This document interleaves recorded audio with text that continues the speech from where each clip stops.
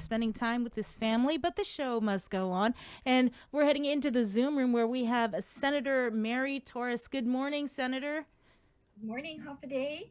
Half a day. Thank you so much for coming on the show. I know you guys got session pretty soon, so we'll make it rather quick. Congratulations. I understand Bill 420, your bill, was one of the many bills that didn't get vetoed by the governor. So, congratulations. There was only two that was vetoed.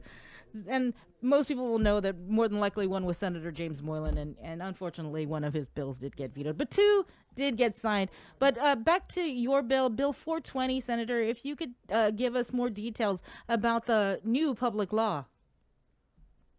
The new public law is 35117. Essentially, it is an additional $470,000 to the Department of Public Health and Social Services. What I did is we were able to identify monies that were not expended from the COLA payments this year, and the balance of that payment for 2020 was $470,000. So we were able to identify that, verify that it was available, and appropriate it to public health, who we know is critically short on funds this fiscal year. So Right. essentially, it was a win-win for the government. Right. And there's also a bill I think that's currently on session agenda. I want to say it's from Speaker Tina Munoz Barnes. I think it's 11 million. I think Yes, that the would be Bill go. 400. Right. Mhm. Okay. And so, one bill that is not on session agenda, and it's a bill that you and Speaker Barnes had introduced, was Bill 393, but and it deals with I think Guam's nursing situation or the nurse licensure compact. Bill 239. Two three. Oh, sorry, Bill 239. There's so many different numbers. I lose track. But you tried to get it onto session agenda. A lot of people testified in support of it, but the committee chair wasn't able to complete the committee report. But be that as it may, and it won't make it onto this particular session. But there is still hope, right? In Yeah, terms of, go ahead. there isn't hope for Right. this 35th session, which was really the heartbreak, because this is a bill that would put Guam in the nurse licensure compact across the U.S. So we would join 34 other states, essentially put us in a networking where nurses that are part of the compact can migrate to Guam very easily without additional fees, without burdensome things. It's a very easy in to practice nursing.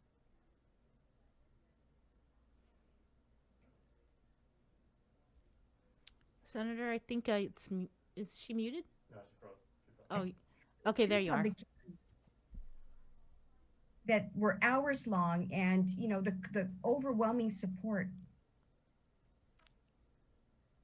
for it. So the fact that it it wasn't reported out of committee was so disappointing Right. But I think for we'll us. right. But we were talking in the break, and you mentioned, like all hope is not lost in a sense that there's a possibility we could see another bill in the 36th Guam legislature similar to this one. We can reintroduce it, yes, but the point is, when you've got overwhelming support from the Guam Nurses Association, the Guam Board of Nurse Examiners, the Guam Memorial Hospital, the Guam Regional Medical City, the Department of Public Health, and the Health Services of the Pacific, including also testimony from the Assistant Secretary of Defense, military spouses. You've got a petition drive that garnered nearly 4,000 signatures, and hours of time spent in testimony. Why don't you just give them what the frontliners are asking for? That's what's so disappointing. And quite honestly, notwithstanding the House rules, I had the committee report, the whole verbatim transcript done. My staff even went to that measure, compiled what would be the equivalent of a committee report if it came down to it. But, I was shut down. It's a non-debatable motion, and I wasn't even allowed to explain. So essentially, it was killed. But the bottom line is, when people ask you for help, you're willing to take the charge. You do the work. You work with them. Um, for one person to have the prerogative to shut it down, it's sort of like, how fair is that? To the front row, to the nurses especially.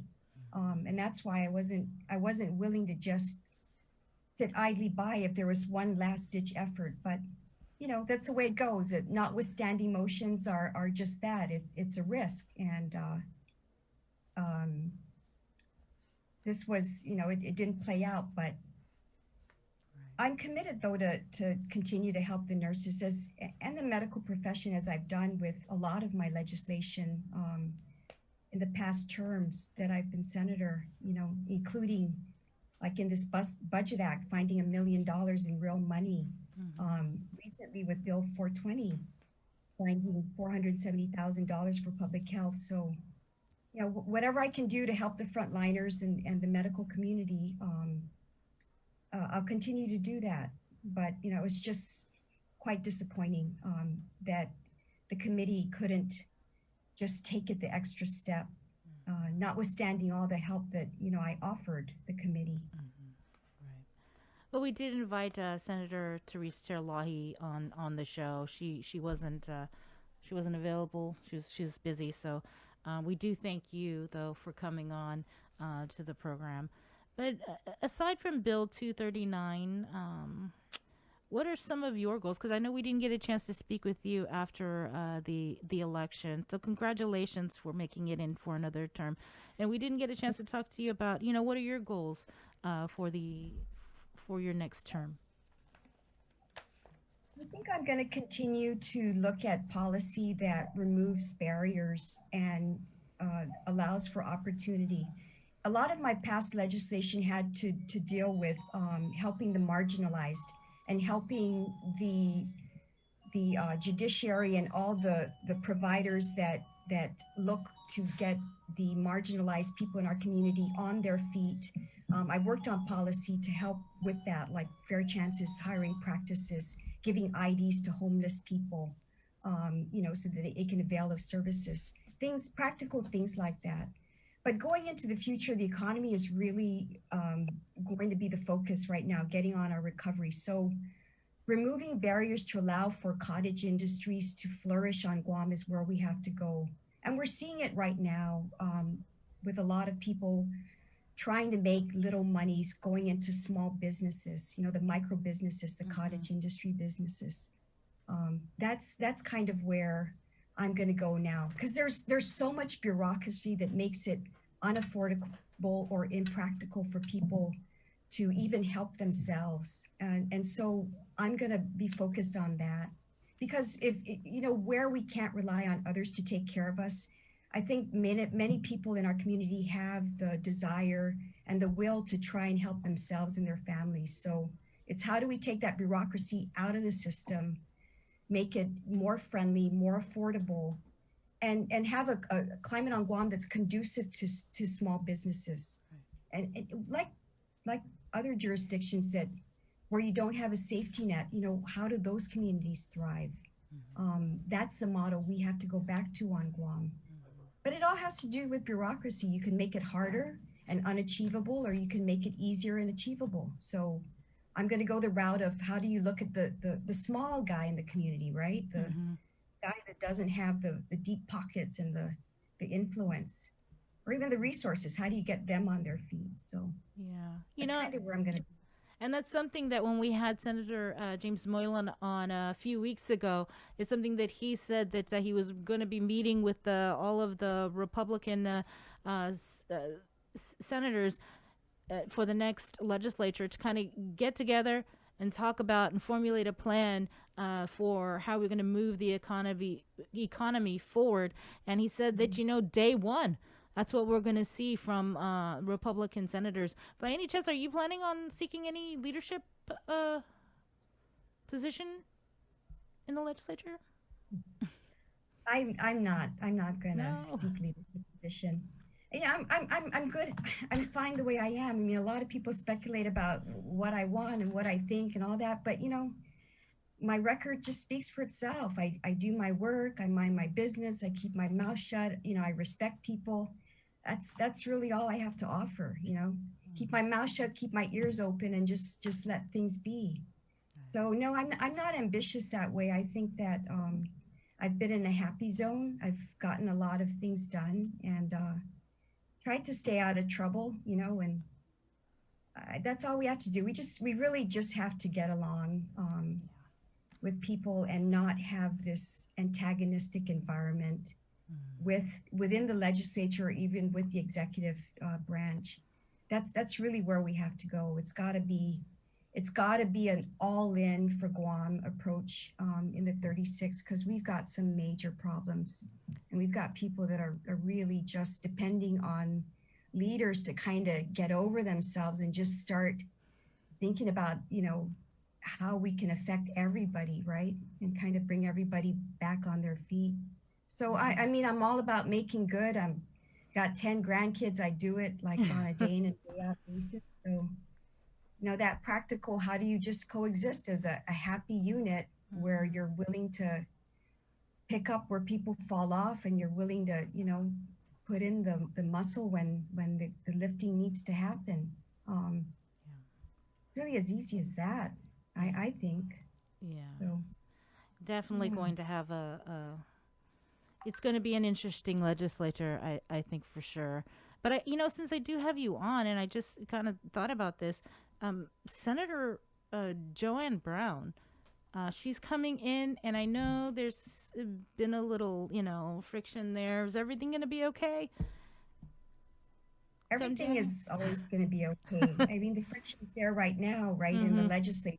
I put out a bill and I get a crazy butt press release attacking it. It's just attacking it on points that aren't even germane to the bill. It's sort of like, wow. So Mm-hmm.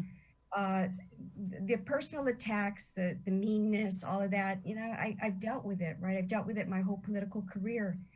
And I think my saving grace is I'm just I have nothing to offer but myself.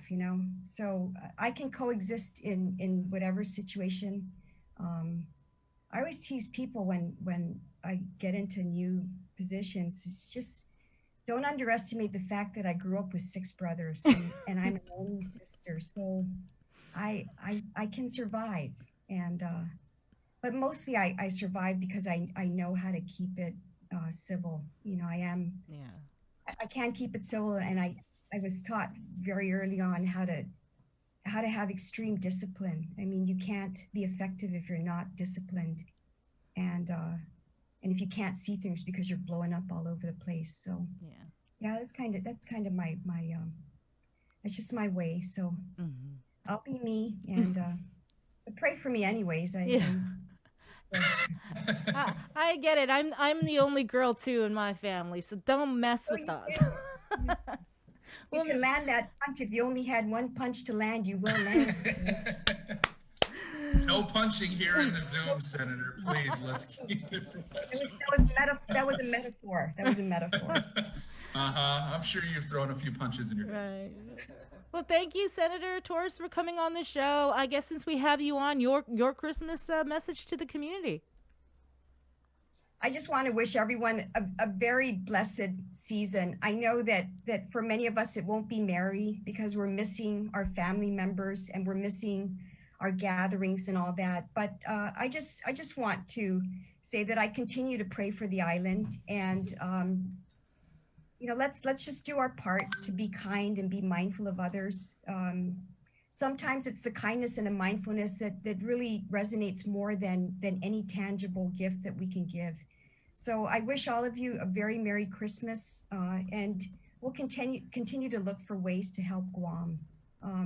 And Situs Masi, everybody, for your continued support also of my position as a senator. I really appreciate that. And thank you, Sabrina, Jason, Andy, all of you, the KUAM family, for always keeping us informed and giving us something to look forward to hearing and to learning about our community. And also for your goodwill. Your KUAM programs are also very, very helpful to the community. Well, So, Sizus Mas, everybody. thanks, Senator Senator. Torres. Merry Christmas to you and the family. Merry Christmas. All right. We're going to take a break, but coming up next, we've got Dave Delgado, who is going to be leading our next portion of the newscast. He's going to be meeting with our sports.